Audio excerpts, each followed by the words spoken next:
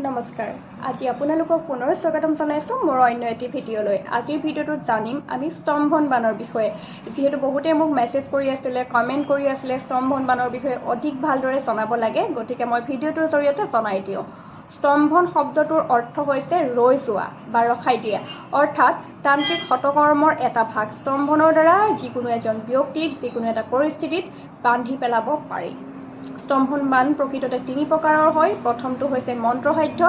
যিটো মন্ত্ৰৰ দ্বাৰা বান্ধনি দিয়া যায় আৰু দ্বিতীয়টো হৈছে ঔষধিসাধ্য সাধাৰণ অৰ্থত ইয়াক আহুতি বুলি কোৱা যায় যিটো কিবা যিকোনো প্ৰয়োজনীয় বা প্ৰিয় বস্তুৰ লগত মিহলাই খুৱাই দিয়া যায় আৰু তৃতীয়টো হৈছে ইন্দ্ৰজাল সাধ্য এইটো আটাইতকৈ অধম হয় এইটোৰ দ্বাৰা যেতিয়া মানুহক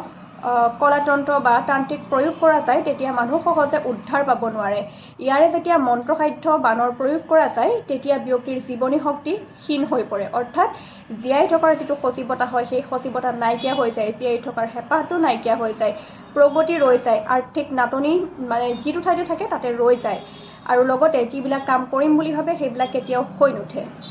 দ্বিতীয়টো হৈছে ঔষধিসাধ্যটো কৰাৰ লগে লগে যিটো বস্তুৰ দ্বাৰা সেইটো বস্তু তাৰমানে খুৱাই বা যিটো বস্তুৰ লগত ঔষধিসাধ্য কৰি খুৱাই দিয়ে সেই বস্তুৰ প্ৰতি মানুহৰ বিতৃষ্ণা আহে উদাহৰণস্বৰূপে যদি কাৰোবাক গাখীৰত কৰি খুৱায় বা কাৰোবাক কণীত কৰি খুৱায় সেইবিলাক বস্তু খাব নোৱাৰা হৈ যায় সেইবিলাকৰ প্ৰতি অনীহা আহি যায় আৰু যিমান যি কৰিলেও তাৰমানে বেমাৰ আজাৰ ভাল নহয় বহুত বেছি জ্বলা যন্ত্ৰণাত ভুগি থাকে কিন্তু ডাক্তৰৰ ৰিপৰ্টত আহে নৰ্মেল আৰু যিটো হৈছে ইন্দ্ৰজাল বিদ্যা সেইটোৰ দ্বাৰা আচলতে বিয়া বান্ধনি প্ৰসৱ বান্ধনি আৰ্থ সামাজিক বান্ধনি এই বান্ধনিবিলাক দিবৰ বাবে সেইটো বান প্ৰয়োগ কৰা হয় অৰ্থাৎ সেই বানৰ দ্বাৰা মানুহৰ বিয়া বাৰু বান্ধি পেলাব পাৰি সন্তান প্ৰসৱ কৰা প্ৰক্ৰিয়াক বান্ধি পেলাব পাৰি আৰ্থিক প্ৰগতিক বান্ধি পেলাব পাৰি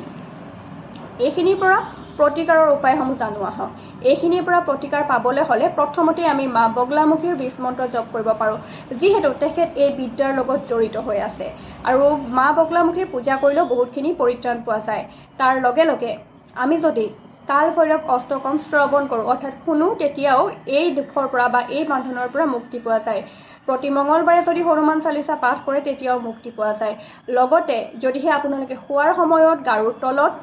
এখন তুলসী পাত এটা নহৰুৰ ফুটা বা এটা নহৰু যেনেকৈ সুবিধা হয় ল'ব পাৰে লগত এখিলা বেলপাত ৰঙা কাপোৰ এখনত বান্ধি যদি গাৰুৰ তলত লৈ শুৱে তেতিয়াও বহুতখিনি বিয়োগাত্মক শক্তি কমি যায় তাৰোপৰি ঘৰৰ উত্তৰ দিশত যিমান পাৰে সিমান তুলসী গছ যদি লগায় তেতিয়াও এই বান্ধনিৰ পৰা পৰিত্ৰাণ পাব পাৰি আজিলৈ ইমানেই আগলৈ আমি অন্যান্য বিষয়বোৰৰ ওপৰত জানিবলৈ চেষ্টা কৰিম ধন্যবাদ